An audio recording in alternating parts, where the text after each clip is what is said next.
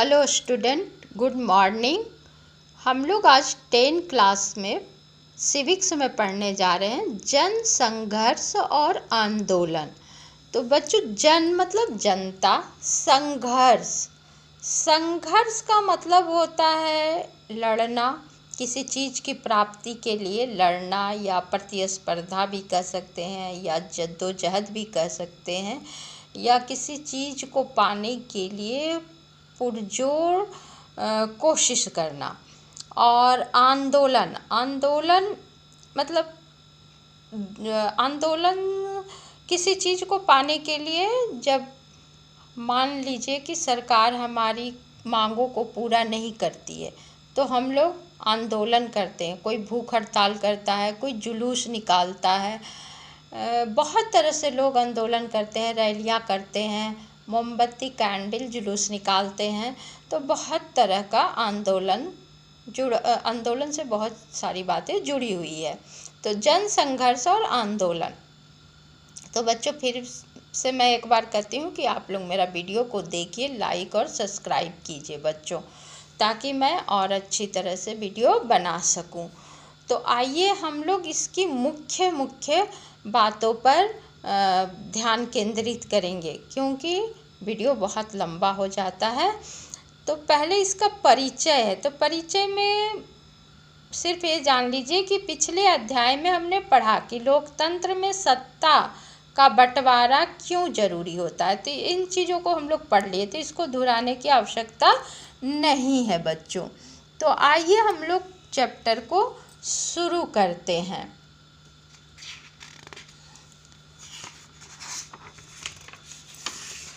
नेपाल और बोलिविया में जन संघर्ष। नेपाल में और बोलिविया में जन संघर्ष क्यों हुआ, इसको हम लोग जानेंगे। तो बहुत शॉर्ट में हम लोग इसको जानते हैं बच्चों, नहीं तो जैसा कि मैं बताई हूँ वीडियो बहुत लंबा हो जाता है। तो पहले हम लोग नेपाल के बारे में जानते हैं कि नेपाल में आंदोलन क्यों हो रहे थे। तो नेपाल में लोकतंत्र की बहाली के लिए आंदोलन किए जा रहे थे। नेपाल जो भारत का एक पड़ोसी देश है, में सन 2006 में लोकतंत्र की बहाली के लिए एक भारी जन आंदोलन खड़ा हुआ था। नेपाल में लोकतंत्र की स्थापना 1990 में ही हुई थी। नेपाल एक राजतंत्र देश है, वहाँ राजा का शासन चलता था। अब तो वहाँ भी लोकतंत्र बहाल हो गए हैं, जहाँ पर औपचारिक रूप से शक्तियाँ राजा के हाथों में थी, परंतु व्यवहार में उनका प्रयोग जनता द्वारा निर्वाचित प्रतिनिधियों द्वारा किया जाता था। सन 2001 में राजा वीरेंद्र सिंह की हत्या कर दी गई थी और उनके स्थान पर ज्ञानेंद्र सिंह को नेपाल का राजा बना दिया गया। सम्राट ज्ञानेंद्र लोकतंत्रीय व्यवस्था का समर्थन नहीं करना चाहते थे और उसने जनता द्वारा निर्वाचित सरकार की कमजोरी तथा अलोकप्रियता को देखते हुए सन 2005 में सरकार को बर्खास्त कर दिया और समस्त सत्ता को अपने हाथों में ले लिया। सन 2006 में लोकतंत्र की बहाली के लिए जन आंदोलन आरंभ कर दिया। लोग सड़कों पर उतर आए, आंदोलन शुरू कर दिया लोकतंत्र की बहाली के लिए। कहाँ? ये सब हमारे पड़ोसी देश नेपाल में हो रहा था, जिसका उद्देश्य शासन की बागडोर राजा के हाथों से लेकर दोबारा जनता के हाथों में सौंपना था। देश के मुख्य राजनीतिक दलों द्वारा 7 पार्टी अलायंस का गठन किया गया, जिसने नेपाल की राजधानी काठमांडू में 4 दिनों के बंद का आह्वान किया गया। इस बंद ने शीघ्र ही अनिश्चितकालीन बंद का रूप ले लिया और इसमें माओवादी तथा अन्य कई संगठन भी शामिल हो गए। तो आइए पहले हम माओवादी किसे कहते हैं उसके बारे में मैं आप लोगों को बताती हूँ। माओवादी माओवादी का मतलब होता है वे साम्यवादी जो माओ सी तुंग यानी चीनी नेता का विचारधारा में विश्वास रखते हैं। माओवादी क्या है? चीनी नेता के विचारधारा में जो विश्वास रखते हैं उस पार्टी को माओवादी पार्टी कहते हैं। वे सशस्त्र क्रांति द्वारा सरकार का तख्ता उलटकर मजदूरों तथा कृषकों की सरकार की स्थापना करने की नीति का भी समर्थन करते हैं।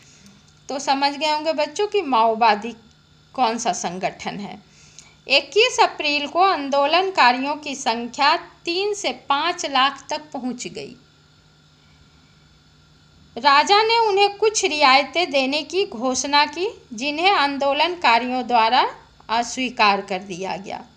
वे अपनी इन मांगों पर अड़े रहे कि संसद को बहाल किया जाए, सर्वदलीय सरकार बने तथा नए संविधान का निर्माण करने के लिए संविधान सभा का गठन किया जाए।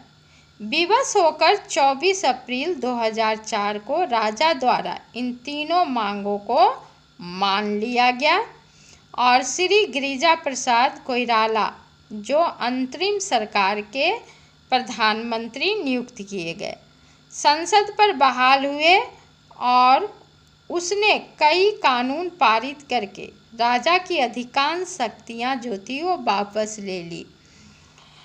इस संघर्ष को नेपाल का लोकतंत्र के लिए दूसरा आंदोलन कहा गया। तो हम लोग नेपाल का आंदोलन के बारे में जान गए कि वहाँ लोकतंत्र के लिए लोगों ने आंदोलन किया, क्योंकि नेपाल एक राजतांत्रिक देश था और वहाँ की जो जनता थी वो चाहती थी कि नेपाल में भी लोकतंत्र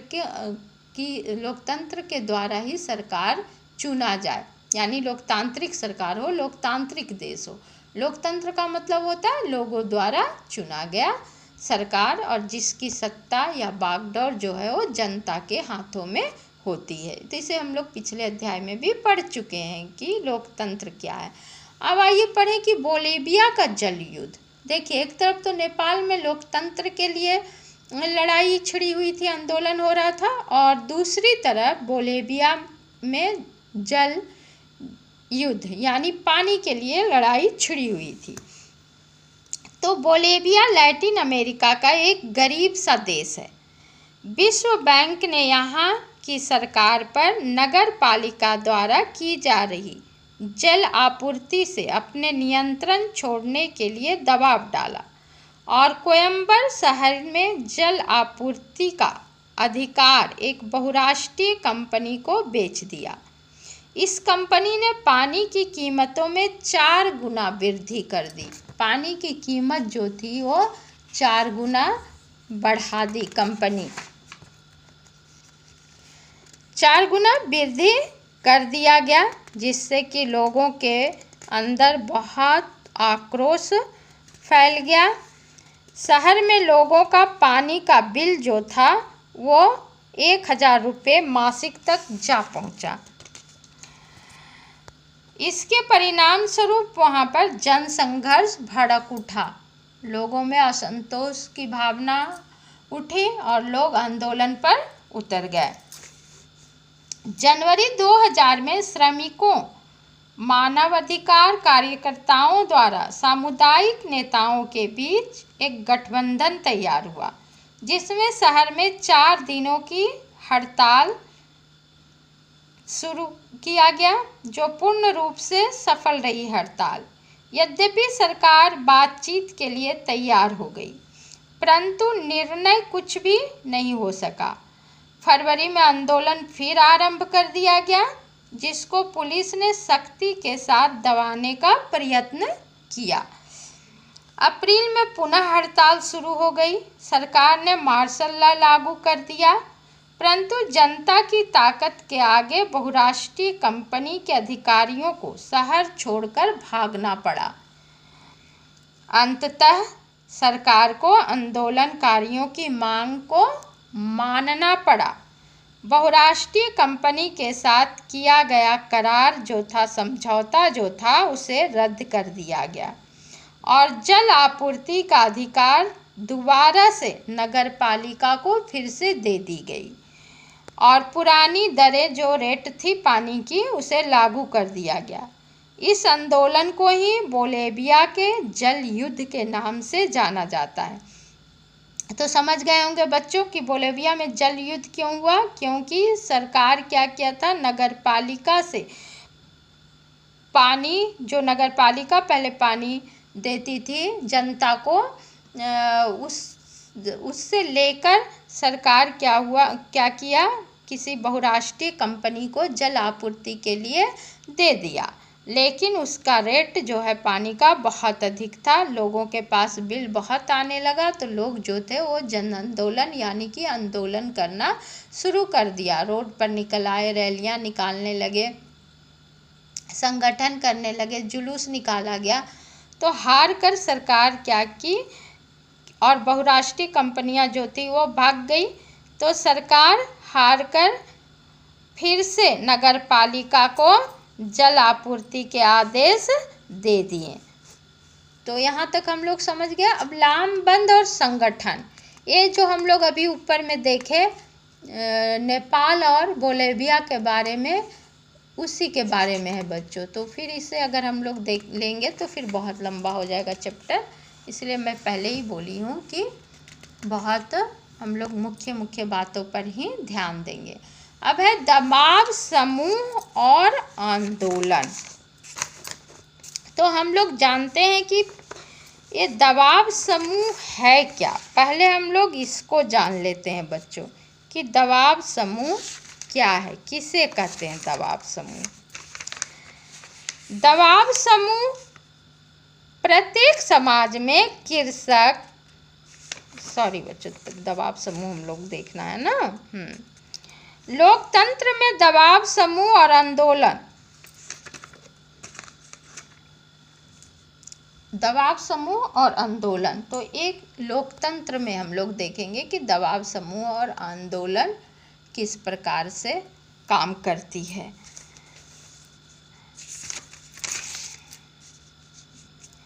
तो सबसे पहले जानते हैं कि दबाव समूह है क्या। दबाव समूह क्या है। आधुनिक राजनैतिक प्रणालियों में विभिन्न वर्गों के लोग अपने संयुक्त हितों की सुरक्षा तथा विकास के लिए संगठनों का निर्माण करते हैं। ऐसे संगठनों को हित समूह कहा जाता है। अब हम लोग जानते हैं कि हित समूह क्या है। हित समूह किसे कहते हैं, तो इसको पहले हम लोग जानते हैं बच्चों। प्रत्येक समाज में कृषक, पूंजीपति, भूमिपति, शिक्षक, सरकारी कर्मचारी तथा मजदूरों व अन्य व्यवसायियों के विभिन्न प्रकार के हित पाए जाते हैं।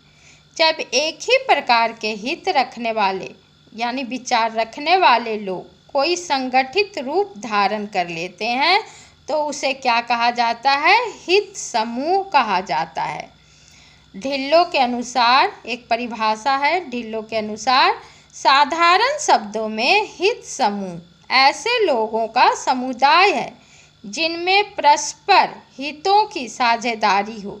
जब कोई हित समूह अपने उद्देश्य की पूर्ति के लिए सरकार से सहायता चाहने लगता है और विधानमंडल के सदस्यों को इस रूप में प्रभावित करने का प्रयत्न करने लगता है कि सामान्य कानून का निर्माण अथवा उसमें संशोधन करते समय उनके हितों को ध्यान में रखा जाए, तो वह दबाव समूह का रूप धारण कर लेता है। तो पहले हम लोग देखते हैं कि दबाव समूह क्या है, उसको देख रहे थे।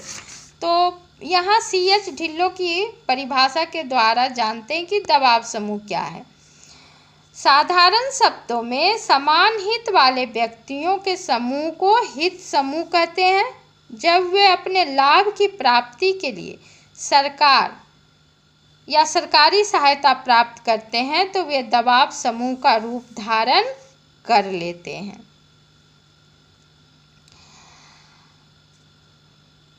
तो हम लोग इसको देखें। उसके बाद अब यहाँ देखें वर्ग विशेष के हित समूह और जन सामान्य के हित समूह में क्या अंतर होता है? दोनों का अंतर देखेंगे हम लोग। तो उससे पहले हम लोग देखते हैं कि दबाव समूह और आंदोलन राजनीति को कैसे प्रभावित करती है। राजनीति को कैसे प्रभावित करती है? तो लोकतंत्र में दबाव समूह और आंदोलन दोनों ही देश की राजनीति को प्रभावित करते हैं। यद्यपि दोनों के तरीकों में अंतर होता है। दबाव समूह का निर्माण तब होता है जब एक ही वर्ग, पेशे, हित, मत अथवा आकांक्षा के लोग अपने उद्देश्य को प्राप्त करने के लिए एकजुट हो जाते हैं। इन समूहों का उद्देश्य राजनैतिक सत्ता प्राप्त करना नहीं होता, बल्कि राजनीति को अपने हितों के लिए अर्थात अपने पक्ष में प्रभावित करना होता है। वे राजनीतिक दलों तथा नेताओं को धन अथवा अन्य प्रकार के प्रलोभन देकर अपने हितों को सुरक्षित करने का कार्य करते हैं। दबाव समूह समाचार पत्रों, पोस्टरों, जनसभाओं तथा हड़तालों आदि के द्वारा सरकार तथा जनता का ध्यान अपने हितों की ओर आकर्षित करते हैं तथा सरकार की नीतियों को अपने हितों के पक्ष में प्रभावित करने का प्रयत्न करते हैं। अब आइए बच्चों, मैं एक बहुत ही साधारण शब्दों में आप लोगों को समझाती हूँ कि दबाव समूह क्या है। मान लीजिए जैसे कि क्लास में टीचर कोई सब्जेक्ट पढ़ाने आते हैं, लेकिन आप लोग का मन करता है कि नहीं, आज हम लोग पढ़ाई नहीं करेंगे, आज हम लोग को गेम मतलब खेलना है, गेम पीरियड नहीं हो रहा है तो हमें खेलना है। तो उसके लिए क्या करते हैं, टीचर को पहले एक बच्चा कहता है कि टीचर या सर आज हम लोग मैदान में खेलना चाहते हैं। तो टीचर तो पहले मना करेंगे, नहीं अभी पढ़ाई का समय है, पढ़ाई करो। लेकिन उसी बात को जब सारे क्लास के बच्चे कहना शुरू कर देते हैं तब टीचर को मानना पड़ता है। तब इसको क्या कहते हैं, मैं ऐसे समझाने के लिए, उदाहरण के लिए कर रही हूँ बच्चों। तब क्या करते हैं, टीचर अनुमति देते हैं कि ठीक है चलो आज खेल ही खेला जाए। तो समझ में आ गया कि अपनी बात को मनवाने के लिए कैसे लोग सड़कों पर उतरते हैं और सरकार के सामने अपनी मांगों को रखते हैं। जैसे कि अभी सबसे चर्चित घटना है सुशांत सिंह राजपूत का मृत्यु वाला, जिसे हत्या, अब तो करीब करीब उसे हत्या करार दे दिया गया है। तो इसके लिए, इसके इंसाफ के लिए उसके फैंस जो हैं वो सड़कों पर उतर आए हैं, तख्ता और बैनर लेकर लिख के उसमें लाए हैं। और उनके दो फैंस जो हैं वो जंतर मंतर पर बैठने का, आंदोलन करने के लिए अनुमति मांगे हैं। कल से वो लोग भूख हड़ताल पर बैठेंगे। कल 2 अक्टूबर है, 2 अक्टूबर से वो लोग भूख हड़ताल पर बैठेंगे। तो बच्चों मैं वीडियो तो ये पहले बना ले रही हूँ, लेकिन डालूँगी बाद में, है ना, 2 अक्टूबर के बाद ही डालूँगी। तो मैं इस उदाहरण अभी चर्चा में है, इसलिए आप लोग को समझाने के लिए मैं उदाहरण दी हूँ। जबकि एक बहुत ही हमारे चैप्टर में ही है, एक नर्मदा बचाओ आंदोलन हुआ था बच्चों, 7 क्लास में आप लोग पढ़े थे नर्मदा बचाओ आंदोलन के बारे में। उसकी लीडर का नाम था मेधा पाटेकर। और नर्मदा नदी के ऊपर बांध बनाया जा रहा था, जिसके कारण उन्होंने आंदोलन किया था कि इससे उस क्षेत्र के आसपास रहने वाले लोगों को बहुत मुश्किल का सामना करना पड़ेगा। बहुत से लोगों को अपना घर बार छोड़कर यहाँ से दूसरी जगह पलायन करना पड़ेगा। तो इसी को लेकर मेधा पाटेकर ने एक आंदोलन चलाया था, नर्मदा बचाओ आंदोलन। इस चैप्टर में है, लेकिन चैप्टर बहुत लंबा हो जाएगा, इसलिए मैं उस बात को उठाना नहीं चाहती हूँ। ये देखिए यहीं पे दिया हुआ है, नर्मदा नदी पर बनाए जा रहे थे सरदार सरोवर बांध। अंडरलाइन कर लीजिएगा बच्चों, यहाँ पे है। नेपाल में तो हम लोग पढ़े लोकतंत्र के बारे में, बोलेविया में पढ़े जल संघर्ष, और यहाँ पे पढ़ रहे यहाँ है नर्मदा बचाओ आंदोलन। तो उसमें नर्मदा नदी पर सरदार सरोवर बांध बन रहा था, जिससे लोगों को दूसरे जगह विस्थापित मतलब दूसरे जगह बसाया जा रहा था। इसी खास मुद्दे को लेकर मेधा पाटेकर ने आंदोलन किया था। इसका उद्देश्य बांध को बनने से रोकना था। धीरे धीरे इस आंदोलन ने व्यापक रूप धारण किया। इसने सभी बड़े बांधों और विकास के उस मॉडल पर सवाल उठाए जिसमें बड़े बांधों को अनिवार्य साबित किया जाता है। ऐसे आंदोलनों में नेतृत्व बड़ा स्पष्ट होता है और उनका संगठन भी होता है, लेकिन ऐसे आंदोलन बहुत थोड़े समय तक ही सक्रिय रह पाते हैं। तो समझ में आ गया होगा बच्चों। कभी कभी हम लोग स्कूल से भी पर्यावरण बचाओ आंदोलन के रूप में हम लोग निकालते हैं ना। आप लोग को कहते हैं कि आप लोग कुछ बैनर बनाइए, तख्ती पर गत्ते पर लिखिए कि पर्यावरण को कैसे बचाना है। एक से एक स्लोगन लिखते हैं आप लोग, और उसे लेकर फिर हम लोग कुछ दूर रोड पर निकलते हैं ताकि लोग जागरूक हो और पर्यावरण को बचाने की कोशिश करें। तो मुझे लग रहा है बच्चों कि आप लोग समझ गए होंगे कि आंदोलन है क्या। आंदोलनकारी समूह दबाव समूह के समान ही किसी आंदोलन में कई तरह के समूह शामिल रहते हैं। ऊपर कुछ उदाहरण दिए गए, जैसे कि हम लोग नेपाल और बोलेविया का पढ़े, नर्मदा का आगे पढ़ें बताएं, तो हम लोग लगभग करीब हम लोग समझ गए हैं कि जन आंदोलन होता क्या है। अब है क्या दबाव समूह और आंदोलन के प्रभाव सकारात्मक होते हैं, इसके प्रभाव सकारात्मक पड़ते हैं। तो अवश्य ही पड़ते हैं बच्चों, इसका प्रभाव सकारात्मक पड़ता है। उससे पहले हम लोग जानेंगे कि दबाव समूह के मुख्य कार्य क्या क्या होते हैं। तो जनमत का निर्माण करना, यानी कि हित समूह व दबाव समूह अपने हितों के पक्ष में प्रचार करके जनमत का निर्माण करते हैं। इसके लिए समाचार पत्रों में लेख भी छपवाते हैं, पोस्टर निकालते हैं और रेडियो टेलीविज़न आदि द्वारा प्रचार भी करते हैं। समाचार पत्रों पर नियंत्रण करना, यानी कि जनमत को अपने पक्ष में बनाने के लिए विभिन्न हित समूह समाचार पत्रों पर नियंत्रण करके उनके माध्यम से अपने हितों का प्रचार करते हैं।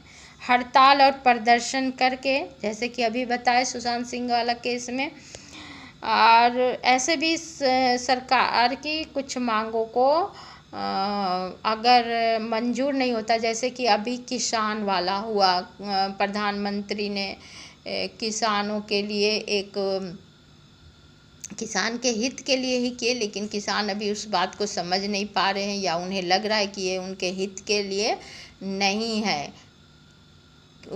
किसानों को से कहा गया कि आप अपने अनाज को स्वयं ही मंडी तक ले जाकर बेच सकते हैं, जिससे कि आपको अधिक मुनाफा होगा, जबकि बिचौलिए उस अनाजों को बाज़ार तक ले जाते हैं तो आपको सही मूल्य नहीं मिलता है, बिचौलियों को फ़ायदा होता है।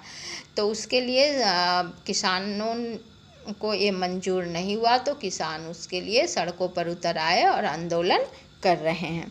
तो इसी तरह से बीच बीच में जब कोई चीज़ या कोई बात सरकार की पसंद नहीं आती है तो लोग क्या करते हैं, उसके लिए आंदोलन करते हैं। तो मुझे लग रहा है कि आप लोग इन बातों को समझे होंगे बच्चों, और अगर आप लोग को नहीं समझ में आता है तो आप लोग मुझसे पूछ भी सकते हैं, है ना।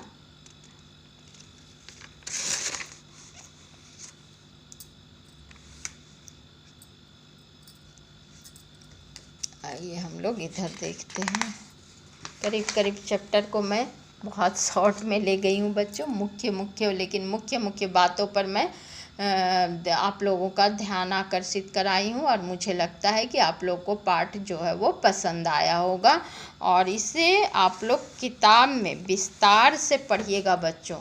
जब वीडियो देखते हैं तो किताब को सामने भी रखिए और पूरी तरह से चैप्टर को पढ़िए, क्योंकि क्वेश्चन जो है वो चैप्टर के बीच बीच से आते हैं। तो फिर मिलते हैं अगले वीडियो में बच्चों।